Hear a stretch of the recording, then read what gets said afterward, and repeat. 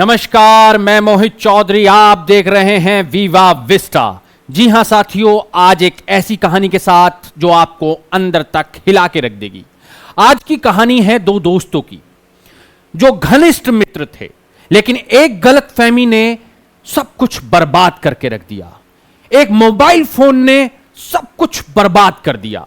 वो गलतफहमी जो आपको एक सबक सिखाएगी कि विश्वास क्या चीज होती है। जी हां, मैं बात कर रहा हूं मेरठ के शुभम की, जिसका एक दोस्त अनुज और दोनों दोस्तों के बीच एक गहरी मित्रता। लेकिन अचानक एक दिन क्या हुआ कि शुभम का मोबाइल फोन खराब हो गया। जी हां, उसकी स्क्रीन टूट गई और यह बहुत ही आम बात है, हमारे और आपके किसी के भी साथ हो सकती है। जब स्क्रीन टूट गई तो फोन में कुछ भी दिखाई देना बंद हो गया। ना इनकमिंग कॉल्स का पता चल रहा था, ना ही आउटगोइंग कॉल्स का पता चल रहा था। यहां पर शुभम ने एक निर्णय लिया कि वो इस फोन को बेच देगा और एक नया फोन लेकर आएगा, क्योंकि ये फोन पुराना भी हो गया था और कई बार इसको रिपेयर कराने के बाद भी कुछ ना कुछ इस फोन के साथ हो जा रहा था। तो बेचने की जब बात हुई तो मित्र अनुज ने कहा कि जब आपको ये फोन बेचना ही है तो इस फोन को मुझे दे दीजिए। और शुभम ने अनुज की बात मानी और अपना मोबाइल फोन अनुज को दे दिया। ये एक गलती 3 लाश बिछा देगी, 3 मौत का कारण बनेगी। और आपको भी सीखना चाहिए इस कहानी से, जो मेरठ की कहानी है। जी हां साथियों, जब शुभम ने अपना फोन अनुज को दिया तो उस समय उस मोबाइल फोन में कुछ भी दिखाई नहीं दे रहा था, क्योंकि स्क्रीन टूटी हुई थी। लेकिन अनुज ने वो फोन सही कराया और उस फोन को सही कराने के बाद अब स्क्रीन सही हो चुकी थी और जितना भी डाटा, जितने भी मैसेज, जितने भी व्हाट्सएप चैट, जितने भी वीडियोस, जितने भी फोटोज शुभम के फोन में थे, वो अब सब अनुज देख रहा था। और हम सभी के फोन में हमारे कुछ निजी पल के फोटोज होते हैं, जो कि हमें इस कहानी से सीखना चाहिए, नहीं होने चाहिए। आप अपने निजी पलों को फोटो में कैद ना करें, उन्हें निजी ही रहने दें। जहां एक बार आपने निजी पलों को फोटो में कैद किया, इसका मतलब अब वो कहीं ना कहीं सेव हो चुके हैं, इस डिजिटल वर्ल्ड में हमेशा बने रहेंगे। साथियों, वो कौन से निजी पल थे जिनके फोटो, जिनकी व्हाट्सएप चैट अनुज को मिल गई थी? तो वो निजी पल थे शुभम की गर्लफ्रेंड के साथ उसकी बातचीत, उसके फोटोज, उसके वीडियोज, जो वो आपस में वीडियो कॉल करते थे, उसकी रिकॉर्डिंग, वो सारी चीजें अब अनुज के हाथ लग गई थी। लेकिन जैसा कि मैंने बताया, अनुज शुभम का गहरा दोस्त था, प्रिय मित्र था, बेस्ट फ्रेंड था। तो अनुज ने क्या किया? करना यह चाहिए था कि अनुज को अगर इस तरह के कोई फोटो मिल गए थे या इस तरह के कोई चैट मिल गई थी तो उन्हें डिलीट कर देना चाहिए था। यहां पे एक गलती अनुज से भी हो गई, क्योंकि मित्र के फोटो हैं, गर्लफ्रेंड के साथ हैं, तो एक मस्खरेपन में अनुज ने गलती की कि अपने एक कॉमन फ्रेंड को वो फोटो, वो वीडियोस, वो मैसेज, वो चैट भेज दी। ये एक और बहुत बड़ी गलती।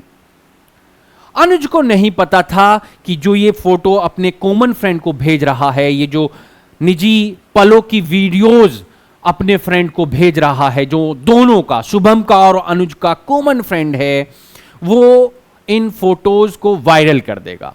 असल में अनुज को तो वायरल का मतलब भी नहीं पता था, क्योंकि वो इतना एजुकेटेड नहीं था जो ये समझ सके कि वायरल चीज क्या होती है।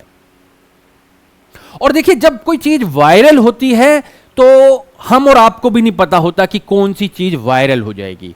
हुआ यूं कि जब अनुज ने वो फोटो अपने कॉमन फ्रेंड को भेज दिए तो कॉमन फ्रेंड ने किसी थर्ड पर्सन को भेज दिए, थर्ड पर्सन ने किसी ग्रुप में डाल दिया और उस ग्रुप में जितने लोग थे सबको वो मिले और उन्होंने सबने अपने अपने अपने ग्रुप में डाला और देखते ही देखते एक हफ्ते के अंदर ये सारी वीडियोस, ये सारे चैट्स वायरल हो गए। और जब ये वायरल हुए तो एक दिन घूम के किसके पास पहुंचे? जी हां, शुभम के मोबाइल फोन में ही ये चैट्स पहुंच गए, ये फोटो पहुंच गए, किसी अनजान व्यक्ति ने शुभम को भेज दिए। अब शुभम को लगा कि ये क्या है, ये तो मेरी गर्लफ्रेंड है और ये उसके साथ मेरे निजी पल, और ये जो जिस आदमी को मैं जानता तक नहीं हूं, ये वो फोटो कैसे भेज पा रहा है। वहीं दूसरी तरफ एक घटना और घटी। जिस तरीके से ये फोटो शुभम के पास पहुंचे, उसी तरीके से शुभम की गर्लफ्रेंड जो शादीशुदा थी, 5 महीने के बच्चे की मां थी, माफ कीजिएगा 5 साल के बच्चे की मां थी, उसको भी किसी रिलेटिव ने, उसके रिलेटिव ने ये फोटो भेज दिए। अब दोनों घबराए हुए, दोनों परेशान, लेकिन शक, या मैं कहूं कि आप जब इस तरह के सिचुएशन में होते हैं तो आपको कुछ सूझता नहीं है और गलतफहमी यहीं से जन्म लेती है जब आपकी बुद्धि सोचने समझने की शक्ति को कम कर देती है।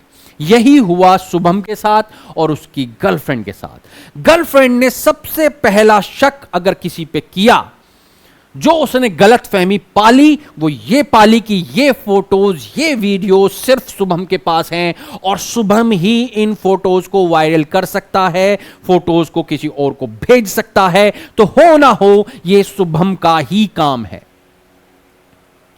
और ये गलतफहमी शुभम को भी हुई। शुभम को यह गलतफहमी हुई कि ये फोटोज मेरे फोन में थी और ये फोन मैंने अनुज को दिया था।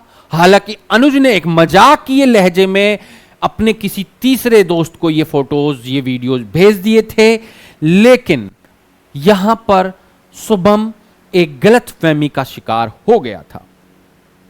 शुभम की गर्लफ्रेंड का फोन शुभम को आता है, दोनों के बीच झगड़ा होता है, लेकिन किसी तरीके से शुभम अपनी गर्लफ्रेंड को यह बताने में कामयाब हो जाता है कि यह काम उसका नहीं है, उसके दोस्त अनुज का है।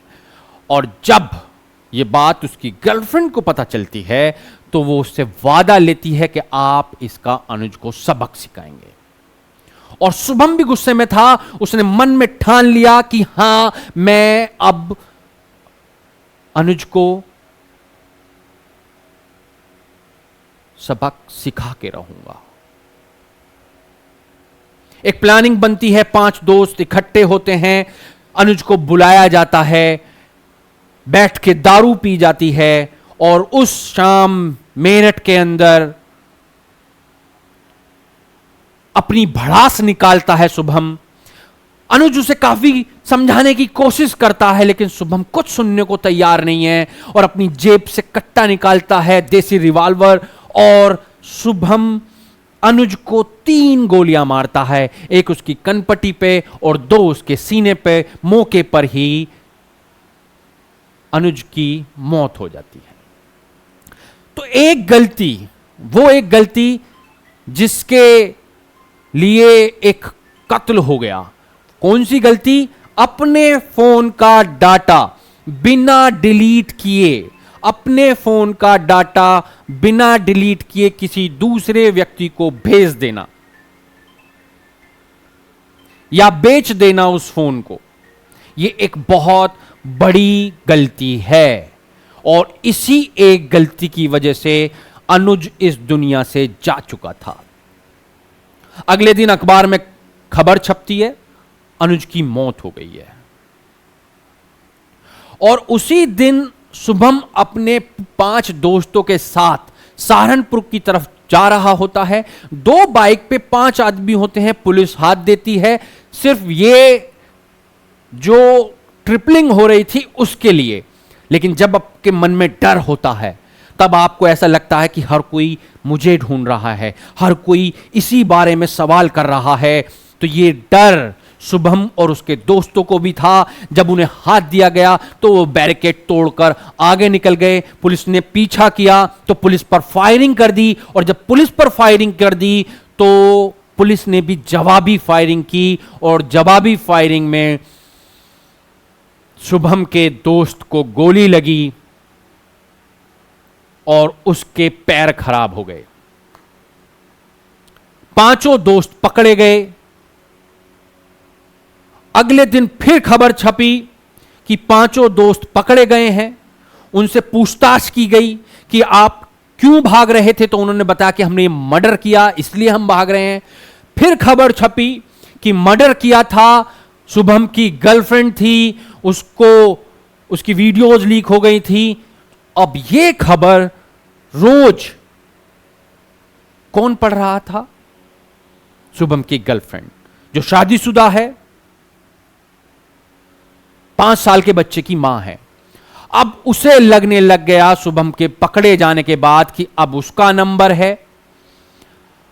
आत्मग्लानि से इतनी भर गई कि उसने अपने 5 साल के बच्चे को उठाया और गंग नहर पर पहुंच गई।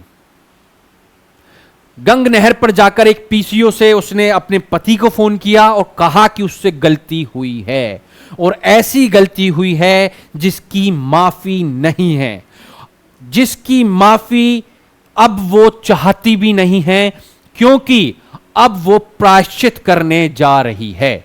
और उसने क्या प्रायश्चित किया? आपके रोंगटे खड़े हो जाएंगे। वो अपने 5 साल के बच्चे को लेकर गंग नहर में कूद गई। उसको कूदते हुए कुछ लोगों ने देखा और उसे बचाने की कोशिश की गई। बदकिस्मती से उस महिला को तो नहीं बचाया जा सका, जिसका बाद में पुलिस ने नाम नहीं ओपन किया, लेकिन उस 5 साल के बच्चे को बचाया गया।